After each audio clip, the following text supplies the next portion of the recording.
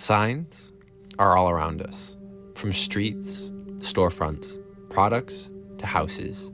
Everywhere we look, signs are present. They lead, guide, and direct us, and are critical tools used to communicate the meaning of ideas shared within communities and culture. In the world of communication and culture, there exists a fascinating realm of study known as semiotics. Semiotics, or semiology, is the study of the social production of meaning from sign systems. And at the forefront of this exploration stands French literary critic Roland Barthes. Let's unravel the intricacies of semiotics through the lens of Barthes' pioneering work. Roland Barthes viewed semiotics not merely as a rigid discipline, but as a daring adventure into the realm of signs.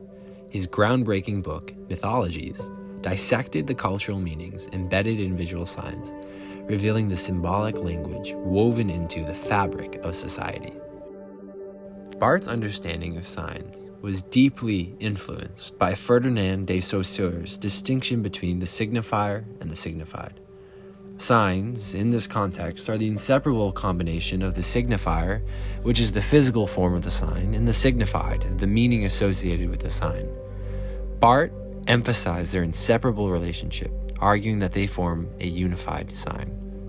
Signs can be verbal or nonverbal, ranging from words and images to gestures and symbols. They are the building blocks of communication, conveying meaning in both explicit and subtle ways, or denotative, literal or connotative associated meanings. While Saussure proposed an arbitrary connection between the signified and the signifier of a sign, Barthes noted a quasi-arbitrary relationship, particularly evident in nonverbal signs.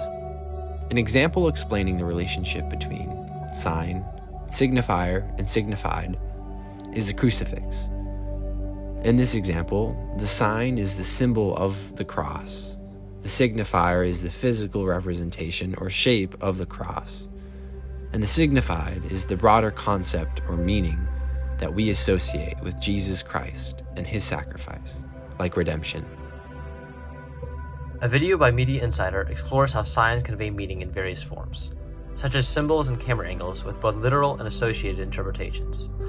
Using examples like the Apple logo and scenes from Tales of Terror for Tokyo, it illustrates how signs and moving images are categorized into mise-en-scene, sound, camera work, and editing, influencing audience interpretation.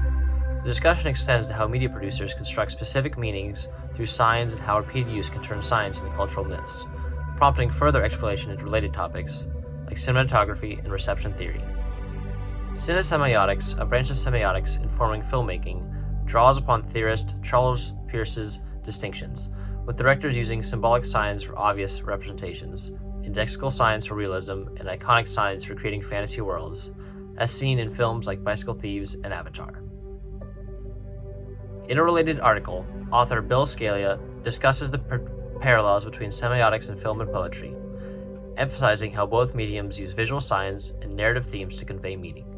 By comparing the emotional and symbolic depth of poetry to film, the author argues that filmmakers can draw inspiration from poetic traditions to enhance the semiotic richness of their work. Through examples and insights from film critics like Christian Metz and Jean Mitry, the author demonstrates how films employ semiotics to create visual poems, highlighting the shared focus on emotional expression and symbolism between cinema and poetry. Barthes conceptualized signs as integral components of larger semiotic systems. From professional wrestling to advertising, these systems create worlds of interrelated signs that reinforce society's prevailing values and ideologies.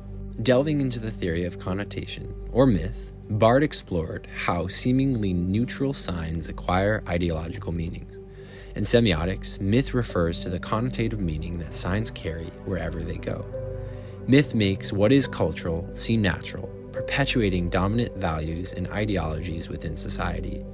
Through examples like the yellow ribbon, he unveiled the process by which signs transition from denotative to connotative systems, aligning with dominant cultural narratives. Roland Barthes challenges the idea of a homogeneous society by unveiling the deceptive power of mythic signs, which often elicit unreflective feelings of national pride or admiration without critical thought. Through semiotic analysis, Barth exposes how these signs, such as the yellow ribbon, which represents pride, victory, and nationalism, reinforces the dominant cultural values and maintain the status quo by naturalizing historical and social constructs.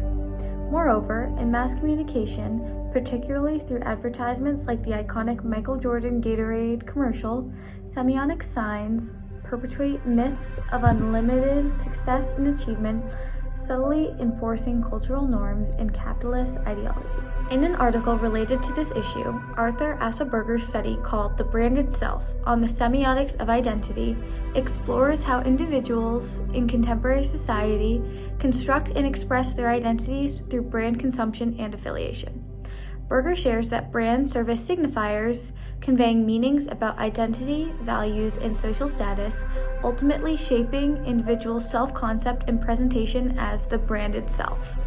Berger, in his work, employs a multidisciplinary approach, drawing on semiotics, sociology, and cultural studies to analyze the complex relationship between advertising, branding, and identity formation, highlighting how brands have become intertwined with personal narratives and the social identities, serving as status symbols and tools for self-expression. Ultimately, the article underscores the significant impact of advertising and branding on identity construction, revealing the dynamic and multi-phase nature of identity in consumer-driven culture. Despite its influence, Barth's theory has faced criticism for its perceived Marxist approach and its implication that all representation is inherently ideological. Some scholars advocate for an alternative perspective, challenging the universality of his framework. Some think his approach may too negatively emphasize the dominance of cultural norms, leaving no room for nuanced beliefs and signs to take form within cultures and society.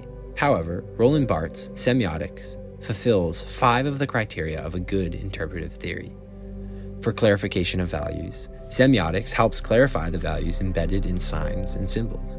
For understanding people, semiotics enhances our understanding of how people interpret and derive meaning from signs in communication.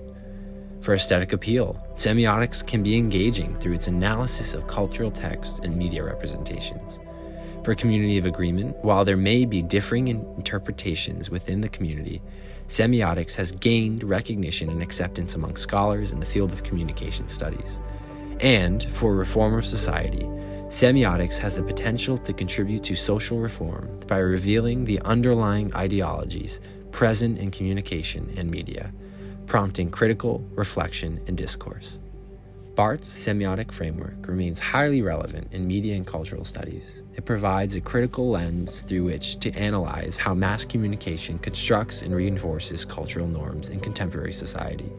In the end, Roland Barthes' semiotic theory offers valuable insight into the ways in which signs, myths, and ideologies shape our understanding of the world. By deciphering the underlying meaning embedded within signs, we can become more critical consumers of media and better understand the power dynamics at play within society.